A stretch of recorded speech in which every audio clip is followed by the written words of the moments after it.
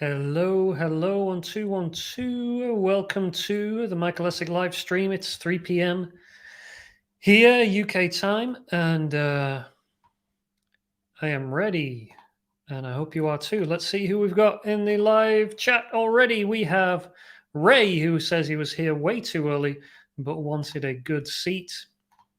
Nomadic Blue is here early also. Nikki cannot make it live, unfortunately. Kathleen is here. And Bo as well. So yeah, let me know where you're watching from. Give me a hello, give me a hi, and let's get into it here today. Lance is here. Hello to you. Greetings from Nottingham, from Kev. Matthias, hello again from Dusseldorf. That's my favorite Thursday afternoon activity, watching Michael. Oh dear. You must have better things to do, Matthias. Surely. Dion says hi, Michael. Anna says hi, all. Jay is here. Welcome to you. Eddie is here. Hello. MD is here. Maxim. Lisa from Toronto. Anna from Puerto Rico. Dave from Phoenix, Arizona. Kathleen, sunny NYC. Sounds nice. Goa, India is Nomadic Blue. Southport, just up the road. Noel Griffin is here from Swearworks from Arizona. Terry is here from Devon. Very nice too. Nicholas from Stockholm, and Maya from Indonesia. Tomatori is here also. Wonderful. Thank you all for joining me today. Steve from Knoxville, Tennessee. Cool. This is a session on funny design principles. So we're going to talk about that in a second here. Sergio from El Paso, Texas. That sounds cool as well. Never been to Texas.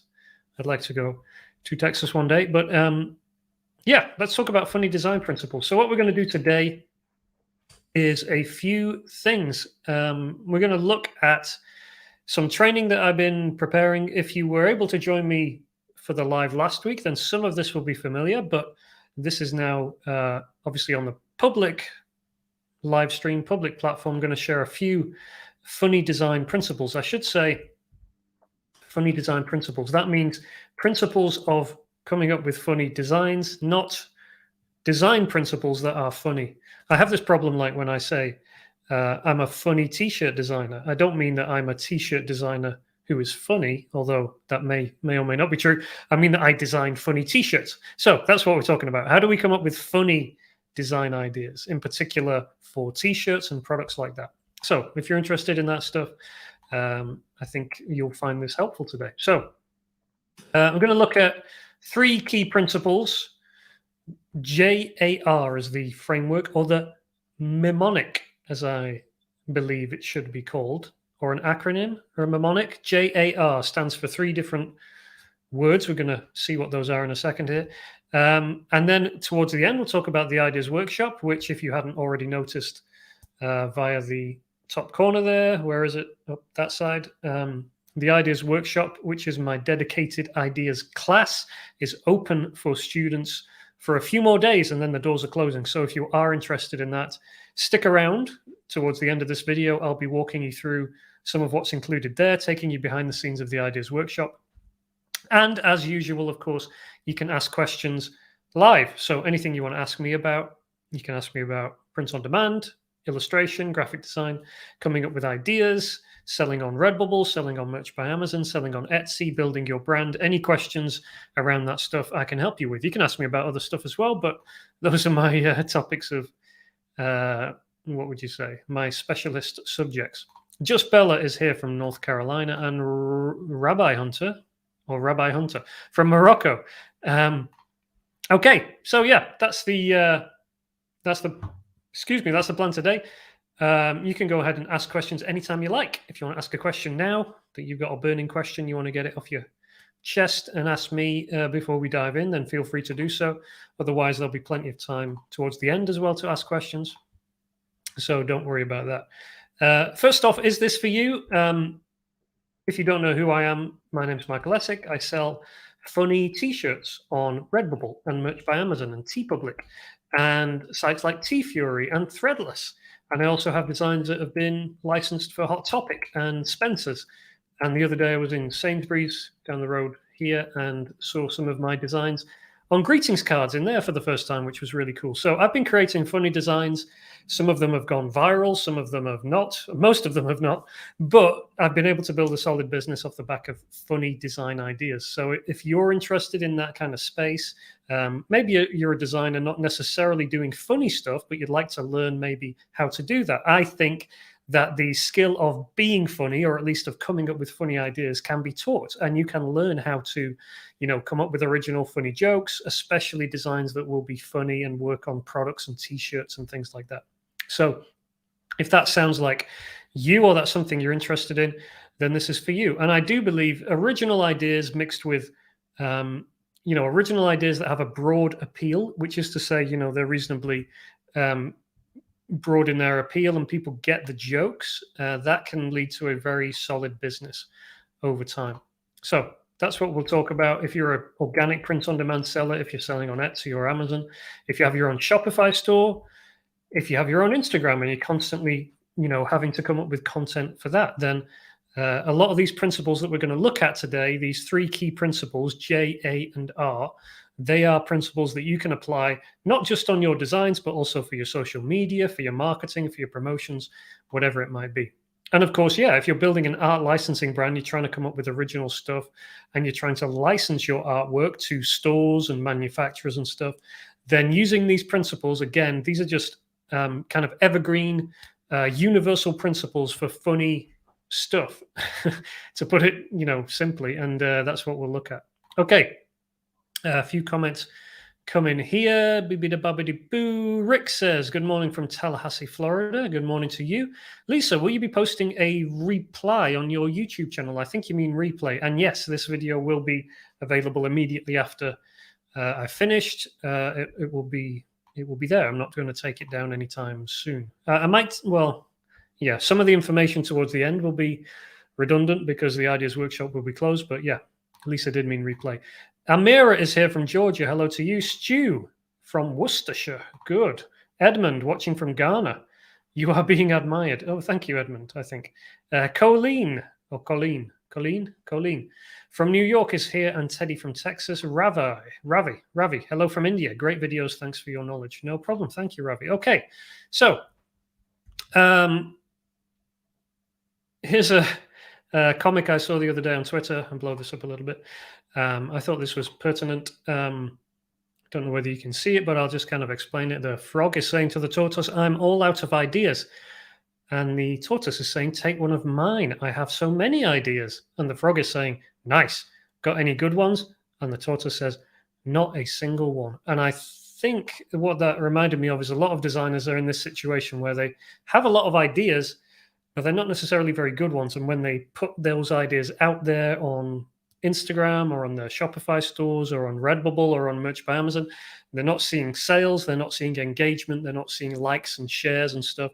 And I think that's what I can help you with. If maybe you feel that way, you feel like your ideas aren't really hitting, then we're going to look at some principles here which can help you improve your hit rate when it comes to ideas, in particular funny ideas. Sheila is here from Toronto. Hello to you too. So what does separate good ideas from weak ones?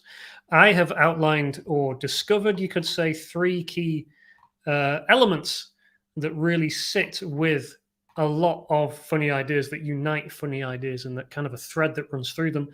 And the mnemonic, or the acronym, is JAR. And what that stands for is juxtaposition, alliteration, and rhyme. Those are the 3 elements which are really going to help you come up with funny ideas again and again. And if you can kind of bear those in mind as you're brainstorming, as you're coming up with stuff, then I really think they'll help you. Pierre from Montreal is here as well.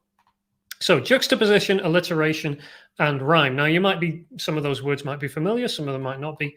We're going to look at each of those in turn here.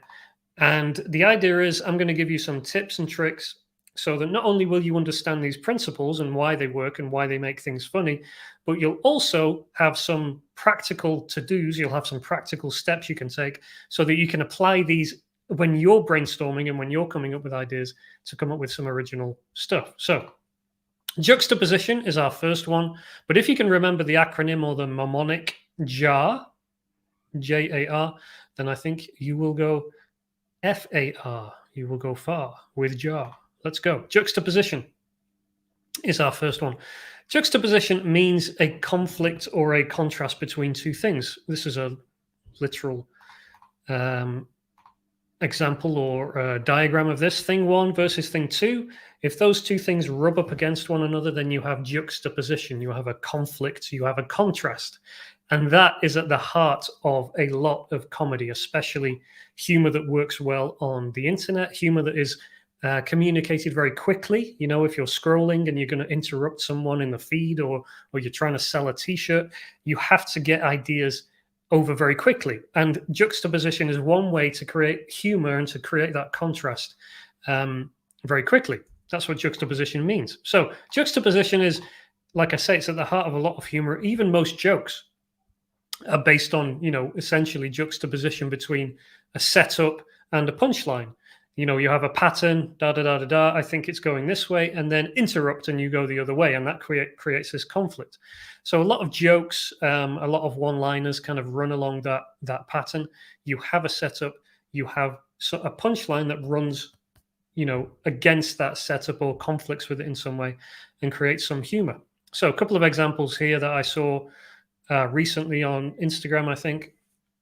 Let's do this first one first. So this is a tweet. Someone's seen wheelie bins outside on a street. I don't know whether you have wheelie bins wherever you are, but in the UK we have wheelie bins, and these wheelie bins have been graffitied or sprayed or labeled with the logos of Gucci and Chanel and Yves Saint Laurent, and made to look like designer wheelie bins. Obviously, this is a juxtaposition. This is a conflict between two things. On the one hand, wheelie bins, which are, you know, full of rubbish and dirty and, you know, not typically something you would associate with thing two, which is high fashion, expensive designer brands and stuff like that.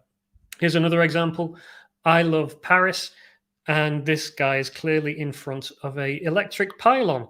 It looks like the Eiffel Tower, but it's not. So there's a conflict here. We have a conflict between thing one, an electric pylon, and thing two, the Eiffel Tower in Paris, creating this funny juxtaposition between the two. So those are some examples of like tweets and jokes and memes and stuff that kind of, you know, play on this principle. But you can apply this to your designs as well. You can have a topic. Whatever your topic is about, could be the latest viral story, could be the latest trend or something, or it could be some evergreen topic. And then you look for a contrasting thing, something that's going to rub up against your topic and present it in a conflicting way, creating some humor. So, for example, here I have several examples for you. Here we have quite a famous design that says death metal, but obviously it's done in a kind of flowery, rainbow, pretty cute graphic style. So that's clearly a massive contrast between, on one hand, death metal, which you would usually associate with graphics like this up here, the skull and the, you know, the pentagram and the metal look, the heavy, you know, dark, sinister look. But instead it's presented with clouds and stars and rainbows, and it looks very cute. And that creates a funny conflict and a funny joke. Same principle applies here on this one, Merry Christmas. Usually you would associate that with, you know, reds and greens and warm colors and Christmas fonts and snow and things like that. And instead we've got a metal style version. And again, here with the Celine Dion one, we got Celine Dion, you know, classic ballad singer. And instead we've got a rendering of a Celine Dion t-shirt, but with skulls and with, you know, very heavy metal imagery and stuff. And again, this one down here, chaos reigns. So the text is saying one thing, but the visual is saying something else. So you have a message being explained or being carried, if you like, in graphics or in a presentation which is conflicting with what it says. It's creating that conflict. And that's creating the humor. This one says, wake up and smell the disappointment. And it's designed like a, you know, an outdoorsy, you know, hiking kind of vibe t-shirt. So if you were looking at this t-shirt for the first time, you're just walking past and you spotted it, you'd think, oh, there's a cool, you know, whatever it is, mountain, outdoorsy, hiking phrase. Maybe it says something inspirational about getting outdoors and stuff like that. But no, it says, wake up and smell the disappointment. So there's a clear conflict between the message and the medium. and that's creating the joke there. So those are some examples of juxtaposition in practice. Swearworks says Eiffel Tower. Yeah, good one. Tomatori, or a washing machine window instead of a plain window. Yes, that would also be a good example of that. So as you can see, some examples of juxtaposition when it comes to t-shirt designs that work really well. The great thing about most of these is the joke is immediate. You know, you don't have to figure things out. You don't have to explain things. The joke is right there. You either get it or you don't. And a lot of humor is that way. You either get it or you don't. You can't force it. It's going to be naturally funny to someone and they're going to respond to it or they're going to skip it. And the great thing about using juxtaposition visually like this is you get that immediate conflict and contrast and people get it right away. So another way to look at juxtaposition is to use this formula or this pattern, which you might want to write down or keep in your head or something. So the formula is this. It's is like, but isn't. Or another way of saying it is it's similar to, but it isn't. Or it's related to, but it isn't. So something is like something, but it isn't that something. Something is similar to something, but it isn't that thing. Something is related to something, but it isn't. A good example there was the Eiffel Tower one. An electric pylon is similar to the Eiffel Tower, but it isn't. So there's a similarity between those two things, but they are not the same thing. And in fact, apart from that similarity, apart from the shape of an electric pylon and the shape of the Eiffel Tower, they have very little in common. You could even say that they conflict in every other way. An electric pylon is very functional and it's ubiquitous. They're everywhere. And the Eiffel Tower is very, what would you say, decorative, iconic. It's unique. It's the only one in the world. And it's very different from an electric pylon. And that's kind of where the juxtaposition really hits, because we have two conflicting things, but they have a similar thread between them. So that formula again, something is like something, but it isn't something, or something is related to something, but it isn't that thing. So you could think of it this way as well, a bit like if you have your topic on one side and something's related to your topic in this circle, and you can find a contrasting thing on this hand, then what you could really do with looking for is, is there anything right here where they overlap? Is there something that your topic and the contrasting thing actually share and have in common? But apart from that thing, they are completely different and they completely contrast. And ideally, they contrast quite strongly. And if you can find that, then you're onto a good thing. So some examples of this, or what you might want to call this, or a method, I've given this process a name. You could call it the roll and replace method. And how this works is you start with a topic and then you ask what categories does your subject, does your topic fit into? So you could draw your topic out like this, and then you could say what categories does it fit into? And then you could ask, are there any well-known phrases or styles or images associated with that category? So if your category was music, if your category was something related to music, then you might look for phrases and styles and images associated with music. And I'll give you a couple of examples here in a second. And thirdly, then you would try to find a way to insert your subject, whatever your topic was, into those iconic or those phrases or those styles or those images associated with that category. So to spell this out, here's a couple of examples. Let's say your topic was sea shanties. Let's say we were at the top of the sea shanty trend. I think that's died down a bit now. But earlier in the year, sea shanties had a bit of a moment. There was a big trend around it. And let's say you wanted to come up with some ideas for sea shanties. So what categories does your subject fit into? Well, our subject is sea shanties. What categories does it fit into? It fits into the category of music, right? Sea shanties is a genre, if you like, a category of music. So number two, once we've got music, are there any well-known phrases, styles, or images associated with that category? Well, yeah, there's things like, band t-shirts and band posters and metal bands and stuff like that, like the Celine Dion example we looked at. Or there's things like compilation albums and stuff. Those are well-known phrases, like the phrase, now that's what I call music, is an example of something iconic related to music. Now that's what I call music. So we could go for that. And that could be your template, which then step three, you would simply insert your subject into that example. So you've noticed, oh yeah, well, Now that's what I call X is an example of a phrase or a what would you call it? Something iconic related to music. So I can get sea shanties in there. I can come up with now that's what I call sea shanties, and that can be a funny joke because it's got that juxtaposition, but it's got something in common. It's got that common thread. It's got that overlap that we just talked about. Sea shanties. Now that's what I call music. They overlap because they're both forms of music, but in every other way, they're quite different. Sea shanties are traditional songs that sailors sing. And now that's what I call music is a compilation of whatever the latest cool music would be. So they are quite conflicting in almost every way, but there's this overlap because they are both related to music. Some other examples here, we got like this Dogecoin one, which is related because of the tendency among Dogecoin people and Bitcoin people to use this phrase to the moon. So to the moon is related to NASA because NASA went to the moon and does space stuff. Not to put too fine a point on it. So on one hand, we got something like a phrase like to the moon. So what's a contrasting thing that overlaps? So something like NASA, the NASA logo, or we could do a parody of that, which is what they've done here. So it's related, but there's a juxtaposition between the two things. And then here, the classic Kanagawa wave, Japanese artwork, and then with Godzilla over the top of it. So obviously, this is a traditional piece of artwork, a very famous, iconic piece of artwork, and dropping in Godzilla is obviously creating a juxtaposition. You would not typically see Godzilla inside the Great Wave of Kanagawa. So that's created a juxtaposition, but there's that overlap between the two things.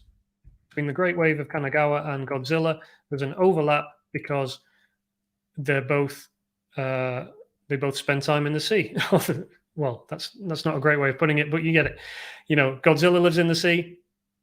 The Great Wave is in the sea. So there's an option there. There's a nice, space to do an overlap and put one in front of the other. And that creates that nice related juxtaposition, you could call it.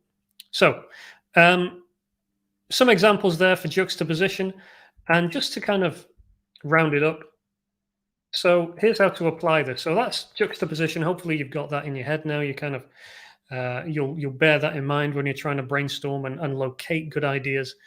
But just to kind of reiterate those two practical points. Number one, with your topic or trend in mind, you simply go and look for things that would contrast with it. So go and look for graphic styles that might contrast with it. Go and look for iconic images that might contrast with it.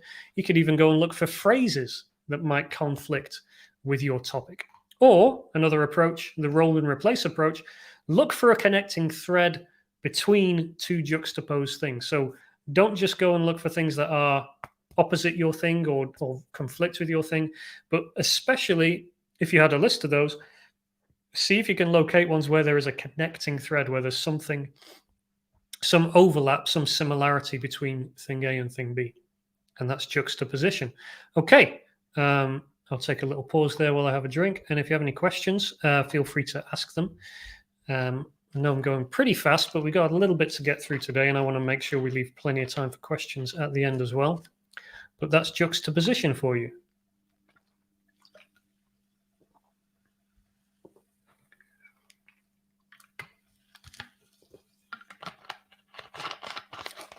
Okay.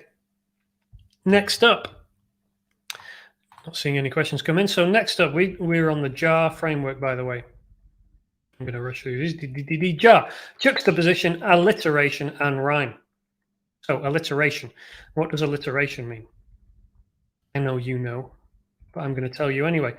Alliteration means two words that sound the same, or two or more words with the same starting sound. So girl gang, cactus club, alive and anxious, or the full design here says, what a time to be alive and anxious.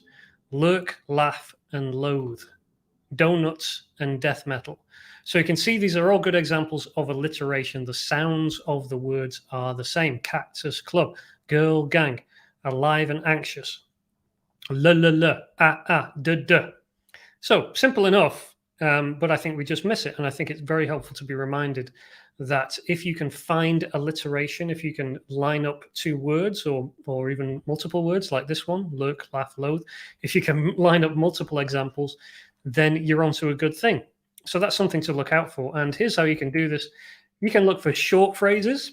So this is great for like labels and badges and logos. So for example, what we had here, Cactus Club, Girl Gang, these could be designed as like, badges and logos for teams or for gangs or something like that. So that's a great place to use alliteration. Short phrases, short, snappy phrases like that. But also longer sayings. So we had the example here, what a time to be alive and anxious. So that's quite a long phrase, really. But of course, there's a way they've managed to get to, they've got alliteration there in two different spots, alive and anxious. And that really helps that phrase roll off the tongue. And this is great for creating designs because people like designs that are rhythmic, that sound nice, that when you read them in your head, you kind of have a certain certain music to them. So that's great for t-shirt designs of all types, or really any designs. So one more example on the longer sayings front. This is something I've noticed recently and started applying a bit more recently. Is I've typically thought of alliteration as great for those kind of designs, the short, little badges and stuff like that. Girl Gang, Cactus Club. Anytime there's a trend, so like sea shanties, you might go and look for sea shanty something, whatever that might be. But, you would kind of use that approach. So, for example, recent trend or recent kind of viral story in the UK, we've had a kind of social media war between supermarkets over a caterpillar cake. Alliteration there. So you could do something around, like Caterpillar Club, or I think one of the Caterpillar cake brands one of the Caterpillar cakes was called Cuthbert. So you could do things like, Team Cuthbert or Cuthbert Club or Cuthbert Clan or something like that and do, jokes around this. I'm not saying that's necessarily a topic that was a good thing to create ideas around, but I'm just giving you an example of how I would brainstorm ideas. So typically I would have thought about, short phrases like that, but I'm much more interested these days, or I'm spotting opportunities for longer sayings. And I'll just give you a couple of examples here. So let's look at this example first. Let your freak flag fly. Obviously, there's three fuzz in this phrase. Let your freak flag fly. Now, there's various ways of using, different existing phrases to come up with ideas. But for example, you could take a phrase like this and replace almost any of the F words, but certainly like this first one is really wide open for being replaced with an other word that starts with the same letter or same couple of letters. So let your freak flag fly. We could do let your F flag fly, let your something flag fly. Now, if you have a phrase like this and you want to kind of brainstorm ideas like this, there's a great site called onelook.com. Onelook.com is like an ultimate online dictionary, and there's a few they show you a few tips down here. But if you do, one of them is if you put, so because we've got, where am I? Because we've got freak flag fly, what I want to do is find some options where we could replace this word here with something else. So I want words that start with F and R, because that would be nice, and the alliteration would work. Let your fr flag fly. Let your fr flag fly. Just off the top of my head there, let your frog flag fly. So could be a design for frogs and toads and stuff. Let your frog flag fly. So if you're struggling to kind of come up with stuff off the top of your head, you can use OneLook, and you can do really cool things like you can put in. So I'm looking for words that start with FR, and if I do FR and put a little asterisk, first of all, it's gonna drop me some ideas here. So let your friend flag fly, let your fruit flag fly, could be good. And then you can actually do a proper search, and then it will show you loads of options, and you can filter here by common words and phrases, and you can also filter by length. So we can start with, short ones and move our way up to longer ones. So let your let your freeze flag fly, let your French flag fly, let your fright flag fly. So you can see it. I don't want to say endless, but there's a lot of opportunity there to come up with some ideas. And this is kind of a backwards way, because of course we're not starting with a topic, we're starting with a phrase and then we're looking for options.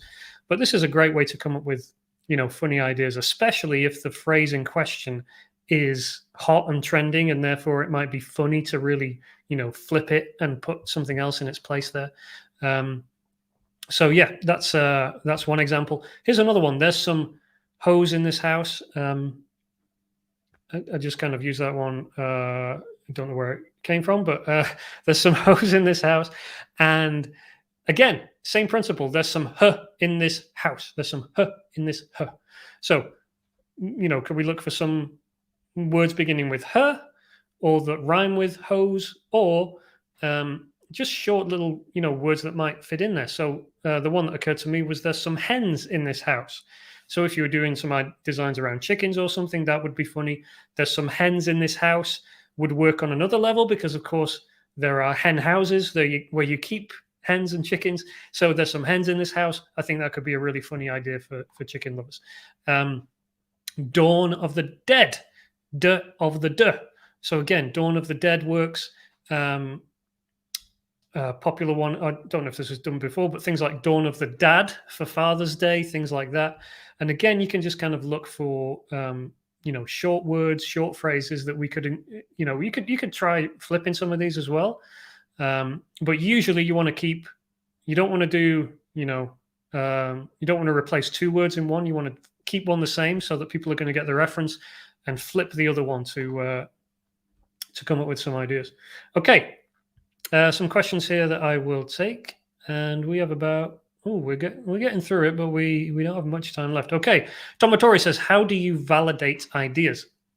If it's funny for me, it may not be funny for you. Not a native English speaker." Yeah, that is difficult, I think, if you're not a native English speaker. But I think more important than the English language is understanding a group of people and understanding a community. And I think if you're part of a certain market or niche or community, or you're into something, then you know what they would find funny.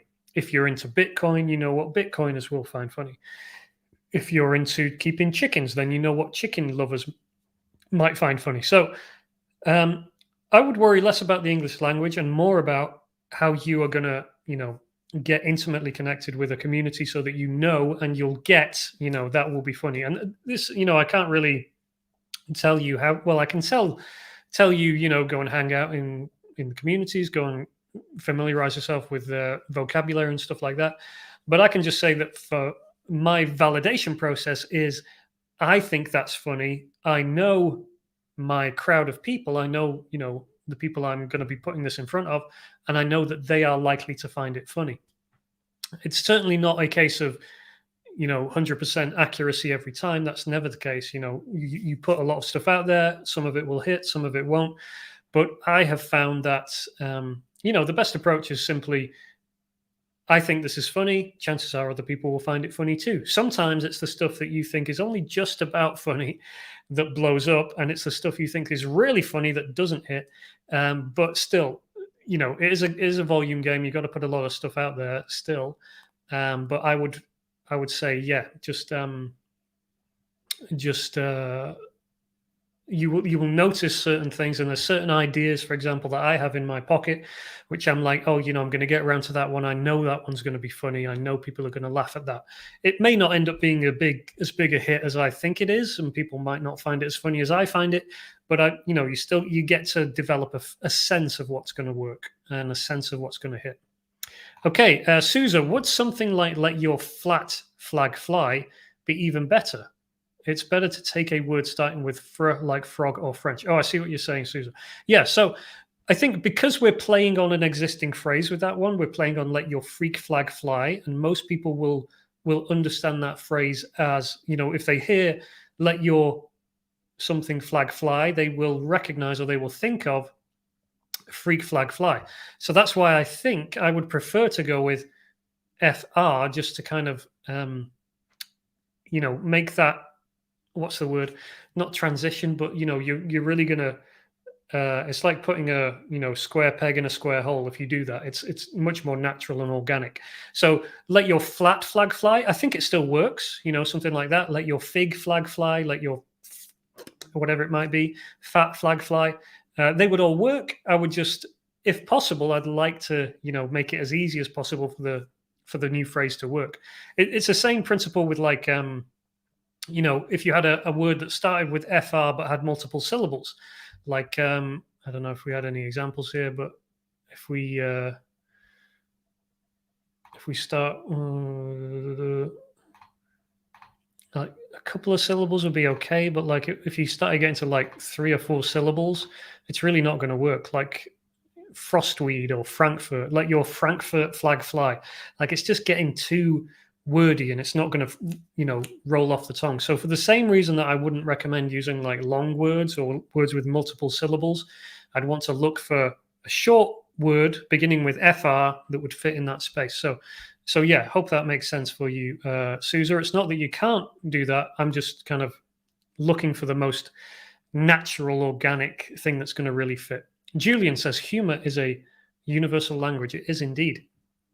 Lance says, have you had any success in marketing designs to Facebook groups by contacting their admin? What's a good pitch? I have about a dozen chicken-related designs in mind. I don't have much experience in that, Lance, is the short answer. But my recommendation would be to go in and, offer something that is of interest to the group owner. Obviously, you don't want to go in Facebook groups and just start posting stuff and trying to get sales. What you want to do is build up a relationship with the owner and, maybe, pitch them on your project, if you like, instead of just being like, hey, I've got some t-shirts and I'd like to advertise them. Why don't you work with them? Why don't you pitch them on, hey, why don't we start a mini brand together? Why don't we do a little project together or something like that? And kind of, really build that relationship rather than simply reaching out and saying, hey, can I post this or something? If all else fails, you can resort to offering, cold hard cash. It tends to work for most people. But yeah, hope that helps. Ravi, Michael, do you have any referring points to see if it's funny or used in the same sense as we are thinking to use? I think these are my referring points, Ravi, to see if it's funny. There is no real, there's no website you can upload a design to and then you hit a button and it will show you how funny it is. You have to put stuff out there and then see what hits. So yeah, but that's what these principles are. If you can find juxtaposition, if you can find alliteration, if you can find rhyme that we're about to look at, then those are 3 ways in which you can identify ideas that are more likely to be funny, because these are principles that really work and deliver funny t-shirts. Franklin, hi Mike, sorry this may not be related, but I just have a quick question. Other than using gift in an Etsy title, what other words should we use to get rank well on Etsy? I don't know off the top of my head. I would do some research around whatever you're trying to rank for and see what other possibilities other people are using. Gift is a very universal one. You could even specialize it if it's relevant to do so. Birthday gift or something like that. But yeah, off the top of my head, nothing's jumping out. Ravi, like for trending, there are some sites, Reddit, BuzzFeed, etc. Yeah, Reddit, BuzzFeed, Twitter, Instagram, great places to find memes about things. And then what you can do is kind of reverse engineer those memes. I did a session on that a few months ago. And then if you can find, basically you want to reverse engineer, find out what's funny about that meme or that topic, and then apply it to t-shirts. What you don't want to do is just take a meme and whack it on a t-shirt. That's very rarely going to result in, in a good result. But if you can figure out what's really about, what that meme's really about, what makes it funny, what the conflict is, what the juxtaposition is that's making something funny, then you can go and really have some good success there, and I've done that myself. Susa, oh, I understand now. I didn't know let your freak flag fly, but if that's something people know, then that's the reason you want to use something starting with FR. Yes, exactly, Susa. Yeah, because all these phrases here on the screen, these ones, they are phrases like that. People will recognize them, or they should do. Nomadic, how long do you let a design be on a platform before it's time to change it up? I never change up my designs. I let them stay. I think maybe you're asking about like merch by Amazon, where you have a limited number of slots, although that has recently changed and opened up a little bit more. But yeah, I don't take designs down. I just leave them up. No reason not to, really. The only, if it's your own Shopify store and you know which designs are selling well and which aren't, then you would shuffle a design down the list, probably on your homepage and promote your best sellers. But yeah, otherwise I don't really do that. Eileen says memes are a good reference point. Yes, they are. Okay, so that was alliteration. I've got a few more minutes to get through this last one, rhyme, and then we'll take a little look at the ideas workshop if you're interested in that. Rhyme. So we got JAR, juxtaposition, alliteration, and rhyme. What's rhyme all about? Some examples here. Slime, time. Slime rhymes with rhyme. Too cool for school. Cool rhymes with school. Fries before guys. Fries rhymes with guys. Ghouls just want to have fun. Ghouls rhymes with girls, if you hadn't noticed. So these are all examples where the phrase is very short, very catchy, and it's just based on rhyme. It's based not on alliteration like our previous examples, but it's based on rhyme. And there are wonderful websites that will help you find rhymes, rhymezone.com, probably the only one you need. But this is really about looking for rhyming words. So you can take a topic, whatever topic you have in mind, and go and look for rhyming words. And that can lead you to some great ideas. Or you can look for rhymes within existing phrases. Like, for example, this one we saw here, ghouls just want to have fun. The phrase would be girls just want to have fun. And they've swapped ghouls for girls and come up with this funny pun, you might call it, although I don't think technically it is a pun, but it's a rhyme and replace example is what I call that.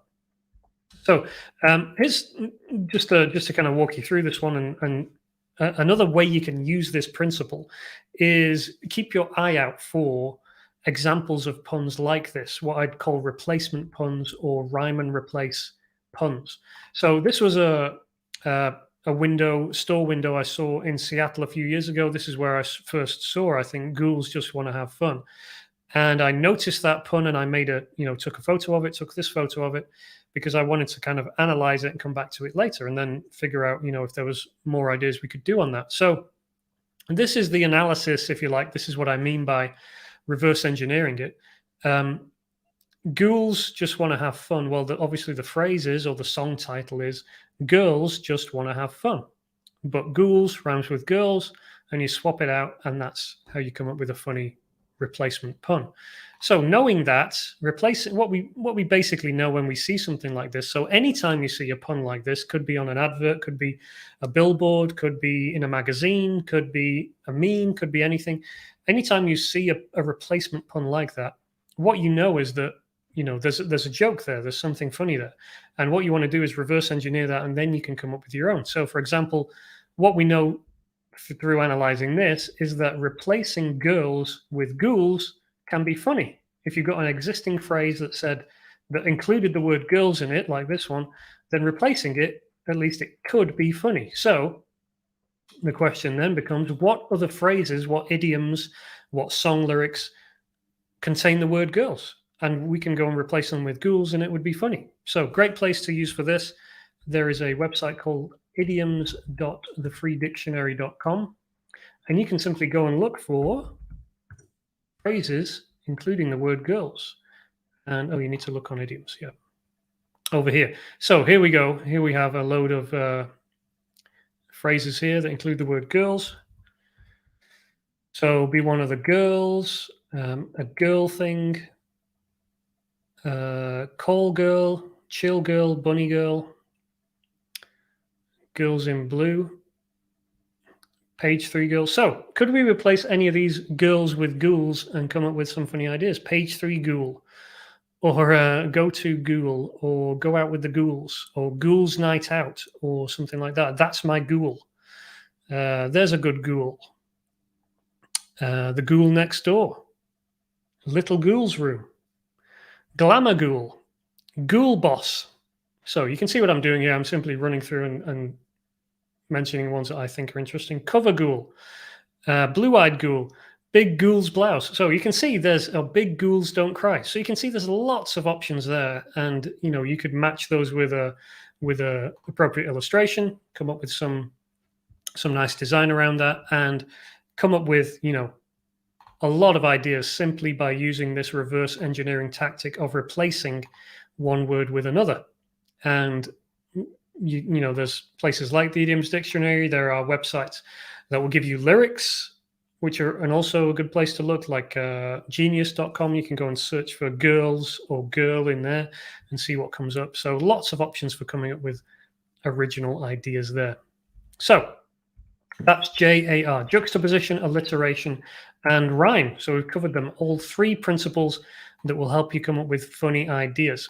Accidental Fire says, be careful with gift in your tags on merch. There's been some convos on Reddit about Amazon rejecting that in uploads. So thank you for that, Accidental Fire. Franklin, thanks, Mike. Follow-up question. So how do you personally get rank and generate huge traffic to your listings on Etsy and other sites where you sell t-shirts?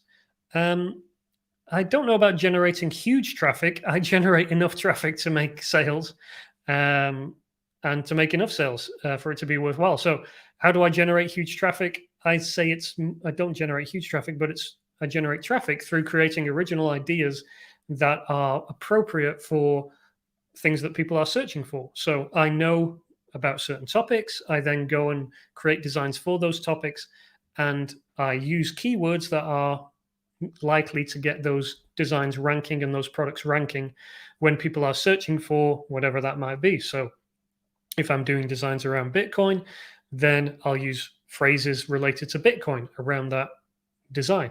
So I think, relevancy above all is perhaps the most important thing.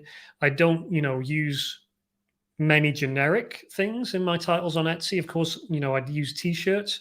I might use gift in there. But I don't do I don't do a lot of birthday, Christmas, whatever, stuff like that. I don't typically target big holidays. I don't do Father's Day designs. I don't do Mother's Day stuff. I stick to topics that I know about, or original jokes, funny puns, and things like that around quite tight, specific subjects.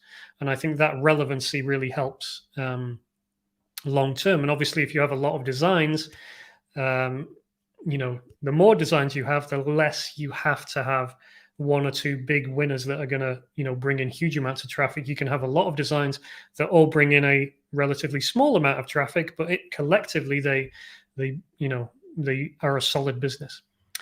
Just Bella says, big ghoul pants. Eileen says, ghoul power. Exactly. Scott, I kissed a ghoul and I liked it. Good one. Nomadic, is there a website or where to find what tags work well? There are various websites that will try to help you with that. Again, I think a lot of the times, I don't use any tools like that. I just a little bit of basic research, which is to say, looking at what's already ranking for certain terms. So if I search for Bitcoin, I would then look at the designs that are resulting, and then I would just see if there's any tags in their titles or in their tags that I've missed, and I would include those. But yeah, I think it's more about relevancy and staying on topic than it is about, finding some magic tag or anything like that. Kenneth, if you're just starting out, should you work on trends or topics or both? I think there's kind of two big ones. One is what I just said about kind of long tail stuff. So if you have good knowledge about some certain topics, then you can create a lot of designs around that. Then you can build a solid business just off that. And that means you don't have to chase trends because you have, a big portfolio of designs. So it's kind of like, do you want to, if you wanted to make some sales really quickly, then you would go after trends. If you had if you were building more of a long-term thing and you didn't need immediate sales, then you can do a lot of low competition, topics and subjects, which are going to, they're not going to make they're not going to sell every day, for example, but you might have 100 designs and, 50 of them will sell in a month or something like that. So, you might have less sales, but over the long term, it still is a solid business. So hope that helps. Coroy, but if you use an idiom instead of original song text line, it's against copyright. No, I don't think that's the case. There might be some exceptional cases where people use where people have been sued for stuff like that. But I think if you're being transformative in your idiom, in your phrase, obviously, if you say girls just want to have fun and you write that on a t-shirt, that's not going to be copyright protected. If you do girls just want to have fun and you've done illustrations of ghosts and stuff, then that is going to be copyright protected because it's been transformative. So yeah, copyright, trademark, a big topic. I've got a couple of blog posts on my website about that if you want to read more. But yeah, generally, if you're doing stuff which is transformative, which is to say you are not simply repeating a line or something from a song, then you are usually good to go. But yes, obviously with copyright, trademark and stuff, you always want to be a little bit careful with stuff. You don't want to go diving in. But transformative is usually the thing that's going to make it safe. Okay. So that's the JAR framework. Let me bring this back up. JAR, juxtaposition, alliteration, and rhyme. Hope those principles have helped you. Now, if you are looking for more methods, more 1, 2, 3 step-by-step guides to walk you through stuff, to help you come up with ideas, if you're sick of feeling like you're not getting anywhere with your original ideas and they're just not clicking, then you might be interested in the Ideas Workshop. The Ideas Workshop is my dedicated ideas class. It's open until Saturday. So doors are closing Saturday. So if you are interested in this and you have any questions about it, I thought we could just give maybe the last 10 minutes here and I'll walk through a few things. And if you've got questions, I can answer them. And yeah, just let you know that we've got a few more days left to get in on this cohort. We will be opening the doors again, later in the year, but we're not sure exactly when. The price will probably go up as well. So if you want to get in, now is the time to do it. So let me just walk you through a little bit of the Ideas Workshop, and then I'll take some more questions. So the idea behind the Ideas Workshop is to teach you ways so that you can take any topic and use some proven methods, some step-by-step methods, and come out the other side with lots of great ideas, tons of great ideas, because the more ideas you have, the more designs you can create. And these are the methods that are taught currently in the Ideas Workshop. We have 13 methods currently. We're adding new ones fairly regularly as well, and I have some that I'm preparing to teach.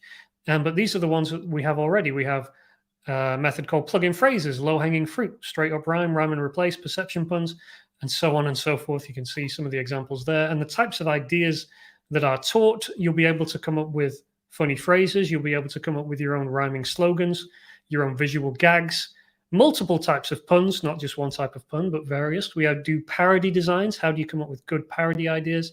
Low-hanging fruit, series and collections. So not just how do you come up with a funny design, but how do you come up with a series of funny ideas and funny designs that you could actually build a mini brand out of and really build something solid out of. Trending sayings. So the way we looked at a few of those sayings earlier on, how do you take a currently hot saying or phrase or slang term and come up with some funny ideas? We also have some aesthetic driven frameworks and stuff. So if you're a designer whose strengths are really in design and in illustration, then I have a whole bunch of frameworks which are really good for you. They're really ideal for a designer who's looking for things where they can lean into their strengths and come up with solid ideas which other people cannot do. Meme-based ideas. So how do you hop on the latest meme and do stuff like that? So yeah, lots of ideas, lots of methods, and many more as well. So the Ideas Workshop is a course. It's taught in this way. We have a overview video for each method, and then there's a how-to video where I actually put the method into practice with some live subjects and teach you how to come up with your own ideas. There's also a worksheet for you to follow and an outline so you can follow along with everything as well. And it also comes with some tools. So not just teaching you the methods, but giving you some really helpful tools to help you come up with your best ever ideas. The first one of these tools is the plugin phrase directory. This is a big database of over 300 different phrases. Great for coming up with t-shirt ideas. You can simply run down this list, put your subject or your topic in, try and insert your subject or topic, and come up with some great ideas using this this data. I've sorted this into different groups and categories. So if you're looking for some really short and simple ones for doing simple ideas, or you're looking for more meme-based stuff, more niche stuff, then we've grouped it here. And we're also about to launch a brand new tool, which is a web app of the plugin phrase directory. So this is something that's about to roll out in the next few weeks. What this allows you to do is put in any topic, any phrase, any word you like up in this box, and it's going to automatically, I don't know how well you can see that actually. Let me just hide my brand thing there. Get rid of that guy. Here you go. Now you can see it. So right up here, I can put anything I like maybe I'm doing designs around sharks, or maybe I'm doing some T-Rex designs or some designs around aliens. You can see it's going to automatically replace the X in the phrase, and then I can scroll down and simply favorite the ones that I like, and it's going to add it to my favorites, or I can drag and drop them into certain collections, or I can create new collections and just do, come up with loads of ideas in seconds. So we got 300 something phrases here. You can group them, you can sort them from long to short, short to long, adding new ones all the time, and you basically be able to generate your own original ideas for any topic, any trend, any subject in a matter of seconds. And this is really an incredible tool. I've been using it now for a few weeks, and it's made everything a lot quicker, and I had some great ideas using this new tool. So that's the plugin phrase directory. That's just one of the tools we have. We have the visual inspiration board, which has a lot of graphic styles that are great for t-shirts, a lot of iconic images. So this is great for identifying ideas that you can do. So maybe you could take a subject, maybe you could do, sharks in a pop art style, or maybe I could do a kind of 80s, 90s version of a shark design or something like that. So graphic styles, but then also iconic images. So like your NASA, your Che Guevara, stuff like that. And also layout frameworks, which are really great for coming up with meaty, solid ideas around stuff that's really great for social media, for sharing on there, or for doing collections and things like that. So loads of stuff there. A couple of other tools. We have the slogan slot machine, which is really good for coming up with catchy slogans. We have the low-hanging fruit cheat sheet, which is really great for alliteration-based ideas, such as those we talked about today. The mutant words masher as well. We have a methods workflow cheat sheet to help you find the best method. So yeah, loads of tools there as well. So you're not flying blind. You have practical stuff you can actually go and start, creating ideas around straight away. So if you're looking for better resources so that you can have better and more ideas, and then that can lead you to better and more designs, and those better and more designs lead you to more sales. It's really simple. The more ideas you can create, the more designs you can create, and the more designs you have, the more sales you're going to get over time. So that's what the Ideas Workshop is all about. Talked about the methods, talked about the tools. This is how many, phrases and stuff we've got in there. We got like 300 plugin phrases. We've got 130 iconic images, adding new stuff all the time. So basically, you'll never run out of ideas. There's also live sessions every other week. So we do a live session like this, where you can get help on your particular ideas or your designs, whatever you're working on. And we can all collectively, as a group, we can go back and forth and improve ideas and stuff. And you can really get immediate direct help from me and from fellow designers. The Ideas Workshop is very popular with those who are on board with it, averaging 9.3 out of 10 reviews. And you can see on your screen a few comments and testimonials from people. So yes, I found it very helpful, especially because I'm Brazilian. English is not my native language. I created a bunch of ideas, and I'm already seeing some sales on Redbubble, Threadless, and TeePublic. I use the plugin phrase collection quite often. I'm already generated sales from those ideas. I've sold shirts within days after applying the methods found in the course. I've also found generating ideas a lot easier and a lot more fun. So you can see there's a lot of people and designers and artists already getting a lot out of it. We also have this dedicated Ideas Workshop community. So if you are looking for help, you're looking for feedback, and you want to run your ideas past people, the community is there for that. We have a very helpful, friendly community. As you can see, we've got a few people here already. Lance is in the community. He's one of our members. Lance says, Ideas Workshop, great class. If you're on the fence, take the plunge. A big rainbow with gold coins at the bottom. Thank you, Lance. Scott says, yes, still waiting for my gold coins. but class is well worth it. Thank you. So yes, you can see we have some very nice, friendly people here. And if you are interested, you have until Saturday to get in on the latest cohort, and then the doors will be closing. So you can pay over 2 months, $275, or one-off payment of $499, and you will get 12 months membership to all of the above, to the class, to the tools, to the community, to the live bi-weekly calls. You have access to everything for a full 12 months, and you can learn the methods so you can become an idea goldmine. And also, you'll have the help and support to help you improve your ideas, and direct access to me via the community and through our live bi-weekly calls. So if you are interested, all the details are there on the screen, michaelessick.com/ideas. Doors are closing Saturday. So thank you for bearing with me with that one. If you have any questions about the Ideas Workshop, I'd be happy to take them now, or anything else you want to ask me about. I think we'll wrap it up here in a few minutes, but I'm happy to answer. I don't really have to have any questions to ask, but if you have any questions to ask me, I'm happy to answer them, whether they're about the Ideas Workshop, about the tools, about the methods, about the live weekly calls, about the community, or anything else around idea generation and selling t-shirts online. I'll be happy to help you with that. So let's see what we got here. Susa says, thanks a lot for all the good ideas and tips you always give. No problem, Susa, you're welcome. Mama Bear says, any difference from the workshop from the previous year? Mama Bear, it's the same thing. The Ideas Workshop is a membership. So once you're in, you get access to everything, and you have access for a full 12 months. So if you're already a member, then you have access to all this, and you have access to all the updates. So you're either in or you're out, you're a member or you're not. If you're a member, you have access to everything. And obviously, I think we launched the Ideas Workshop last October, so everyone who signed up is still a member currently. So they have access to all the updates, all the new frameworks I'm adding, all the new tools we're adding, the new software that we're about to launch, the plugin phrase or phrase factory, I think we might end up calling it, is launching soon. So yeah, if you have access to everything. Nomadic Blue says, thanks, Michael, for your valuable info and time. No problem. Thank you, Nomadic Blue. Mama Bear says, I am a member until October 2021. Great resource. Cool. Glad you're in there, Mama Bear. Just, Bella, would you ever consider letting people subscribe to the tools like a monthly subscription service? Just thought I'd ask. Yeah, Bella, I think that's something we might consider. I think it's going to be certainly more expensive than the price we're currently offering and the rate at which we're currently offering. $4.99 for 12 months works out about $40 a month, $41 a month, something like that.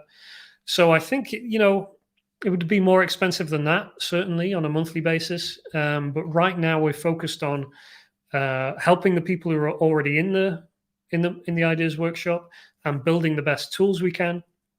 And I think whatever we offer in the future, prices are going to go up. So yeah, it might be something we offer in the future, but not sure right now. And the price will be, of course, more expensive than it is to get in at this current rate.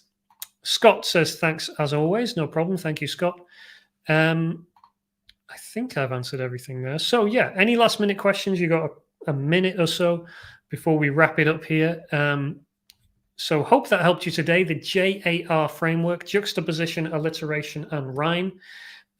Remember those 3 principles as you're brainstorming ideas, or try and look out for ideas that use those principles, and you will be onto a good thing. And if you are interested in getting more resources, more help with your ideas, more help with your business and your plans and your strategies, then the Ideas Workshop is the place to get it. You can get direct help from me. You can get help from your fellow designers to improve your designs and improve your approaches. Excuse me. So you can get access to the Ideas Workshop for the next few days at michaelessick.com/ideas. I will stick the link in the comments if you want to grab it there. And if you have any questions about it, feel free to email me as well, michael@michaelessick.com. I'll try and help you answer any questions within the next couple of days as well. Bo says, the workshop tools community is great. I've never regretted joining. Thank you, Bo. Candice, I'm sorry, but I came in late. What is the new software that is coming up and when? The workshop is already so good. Candice, the new software is doesn't really have a name yet, but it's this. It's the plugin phrase directory, and it's a web app instead of the what it currently is, which is an Airtable base. So it's this web app you can see on the screen. You can scroll down. You can get live ideas.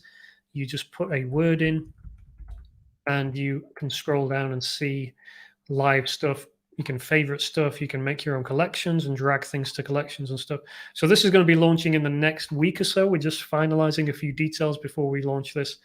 And obviously, Ideas Workshop members will be the only ones who can access this incredible new resource, which is very handy, very cool. So yeah, that's that, Candice. Scott, what is the airspeed of an unladen sparrow? Pass. Kev says thank you. Julian, like usual, great. Thank you, Julian. And you have the comments there. Scott knows the reference. Mama Bear says thank you so much. Amira says thank you as always. Sheila says thanks again, Michael. Inspiring as always. Rick says so many ideas can be generated that it's almost overwhelming at times. The class is awesome. Thank you, Rick. I do appreciate that. And Candy says cool, can't wait. All right, awesome. I think we'll wrap it up there for today then. So thank you for joining me. Hope you got something out of it. Hope you were able to improve your ideas using the JAR framework, juxtaposition, alliteration, and rhyme. And if you do want more help, you want more direct help from me, you want the resources to help you brainstorm an immense amount of ideas, then do check out the Ideas Workshop, michaelessick.com/ideas. Doors are closing Saturday, and you can get in before then. All right. Thank you for joining me, guys. Hope you have a good rest of your Thursday and a good weekend, and I'll talk to you soon. All right. Thank you, guys. See you later. Bye-bye. Bye-bye.